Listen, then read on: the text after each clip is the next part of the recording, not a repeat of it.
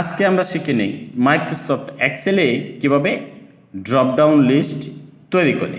তো Microsoft এক্সেলে dropdown list তৈরি করার জন্য আপনি যে সেলের মধ্যে ড্রপডাউন লিস্ট তৈরি করবেন সেই সেলে মাউসের কার্সরটুকু রাখবেন। রাখার পরে মেনু বার থেকে আপনি সরাসরি চলে যাবেন হচ্ছে ডাটা থেকে ডান পাশে এই যে এখানে দেখেন লেখা আছে ডাটা ভ্যালিডেশন। আপনি ডাটা ভ্যালিডেশনের উপরে ক্লিক করে দিবেন। এখান থেকে আবারও ডাটা ভ্যালিডেশন, আপনার সামনে এরকম একটা উইন্ডো আসবে।